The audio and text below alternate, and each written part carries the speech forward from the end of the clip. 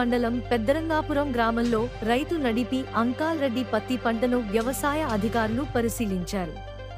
పత్తి పంటలోని పచ్చదోమ నివారణపై ఆ గ్రామ రైతులకు అవగాహన కార్యక్రమాన్ని ఏర్పాటు చేశారు.